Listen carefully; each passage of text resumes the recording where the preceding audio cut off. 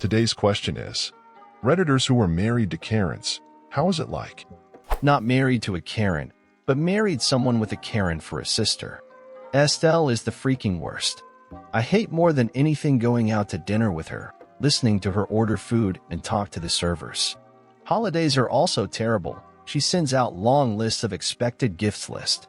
She celebrates every holiday and birthday specifically for presents even when it's not appropriate. Funny thing is, one time I was away from the dinner table when the bill came, and Estelle waited for me to return to pay the bill by actually handing it to me. She didn't give it to her sibling / my or pay her half, but expressly handed it to me to pay. By the way, her husband is an idiot and they are a match made in heaven. Edit. I'm sorry to disappoint everyone, but yes, I did pay. There are many reasons as to why, but the biggest one is that it got me out of the restaurant faster. Also, it helps me control the tip. Another time we went to a family brunch where the bill was split.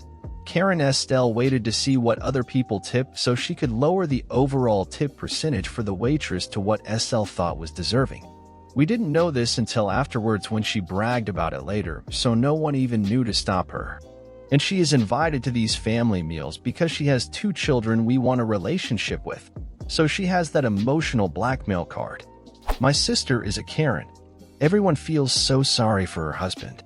Everything is his fault. He's treated like a slave. She only addresses him by yelling. She constantly insults him. We have no idea why he hasn't divorced her or flipped out and attacked her. We have all told her to cool it, and her response is that he's just so stupid. I could go on and on, but my sister really is a horrible person. I know a couple with a Karen. She blamed him for everything. The husband was, in our opinion, something of a saint. Once she broke a glass in the kitchen, came and sat back down at the table, and said, "That was your fault." We all just stared at her. She looked sheepish and said, "I knew that one probably wouldn't work." They're divorced now. I guess even saintliness has its limits. Edit. And now for the "you can't make this up" zinger. Her first name is really and truly Karen. Not the married to one, but my mom's a Karen. Literally overreacts to everything. Whenever something doesn't go her way, you guessed, gotta speak to the manager or whoever is in charge. Sometimes really embarrassing to go out in public with her because she'll just yell at the service workers for the smallest of things. Also, she has a bob cut. Not married to one, but my aunt is. My uncle is this soft-spoken giant. He never stands up to her in any way, except once. At their daughter's wedding, she was about to interrupt the ceremony to close a window because she was chilly. Everyone sitting close could hear her whisper, "I'm going to do it, but I don't want to be an asshole." My uncle, in a calm, quiet tone, says quickly, "Why stop now?" Almost as if his filter just missed this one. I swear I could hear my dad snort 2 rows back trying to hold in laughter. Karen was not happy. My mom's a Karen. She is self-aware she is a Karen my siblings, and I send her memes about it. When my stepdad divorced her last summer, we were all amazed he lasted 17 years, to be honest. None of us like going out with her, it's terrible, and my husband just straight up tells her, "No, you aren't talking to the manager when we go in a place."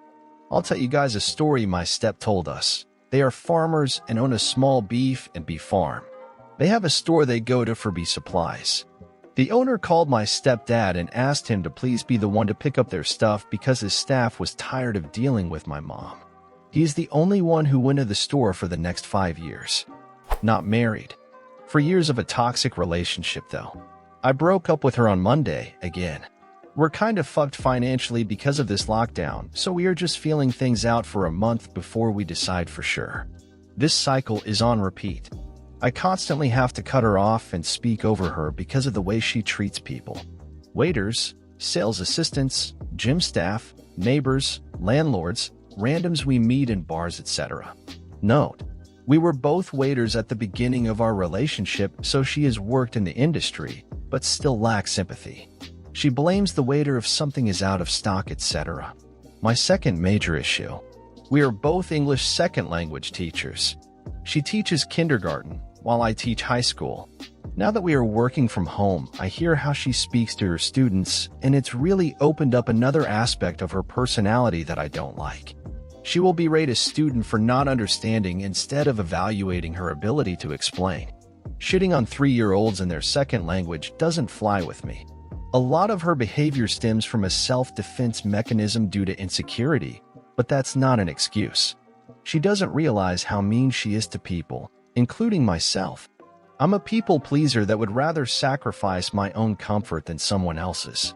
She expects me to be an asshole to people because I'm a biggie-ish guy with tattoos. I don't exactly look soft. It's toxic as hell. Please help. P.S. The sex is so good it rivals most porn, easily. Not married, but dated a male Karen for 8 years. He was a semi-successful business owner who was twice my age, and I was young and dumb for a lack of a better word. The gist of our relationship was him trying to take over every part of my life. For instance, he would order for me at restaurants and would dissuade me if I wanted to try something new.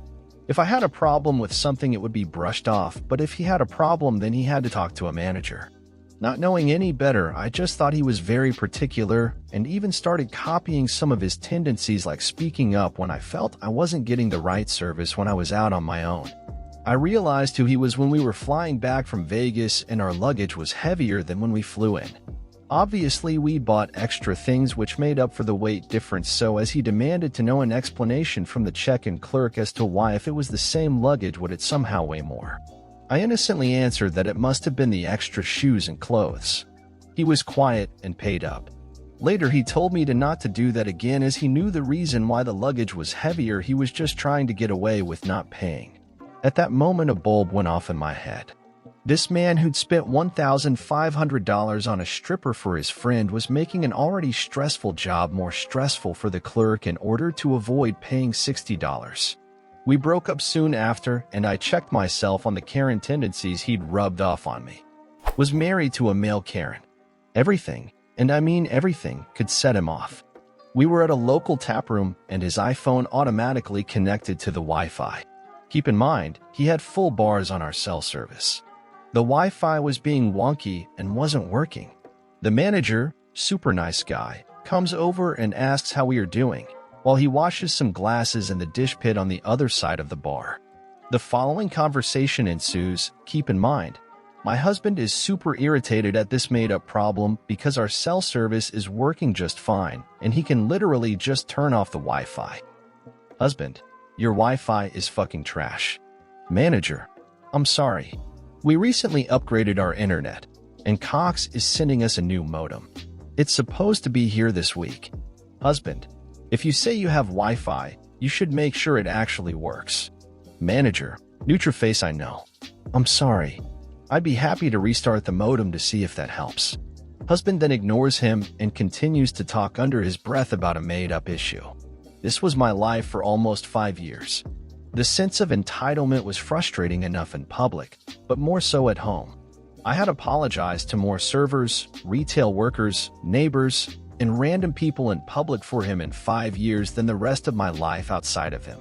You know what? Now that I'm talking about it, maybe he's not so much a male Karen. He's more like a piece of shit. Not married to a Karen, but my mom is a Karen whose name is actually Karen. Simply put, I haven't seen her in over a year because I couldn't take it anymore.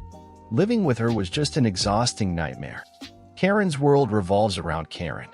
Nobody else's issues matter. If you tell her that you had a bad day, she'll give you 20 reasons why her day was worse. You worked 60 hours this week? Well, when she was your age, she would work 80. You're in the hospital after having major surgery? She has a pinched nerve in her arm, which is somehow worse. Your boyfriend cheated on you? She couldn't even begin to tell you about all the heartbreak she's experienced in her life. She complains left and right about anything and everything. If you're taking a week break after just getting back from college, she'll ask why you haven't gotten a job yet and claim you're lazy. If you're out to eat at a restaurant, the food is always too cold or too burnt or too salty. You can only ever go to the places she wants to go to because everything else is crap.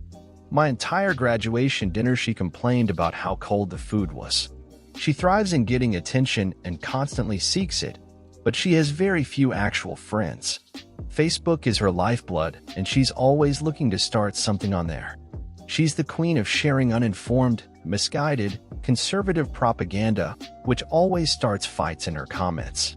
Also, if a tragedy happens in the family, like the passing of my teenage cousin, she'll make a big scene on Facebook and expect condolences from anyone and everyone, and makes note of the people who don't give her what she wants.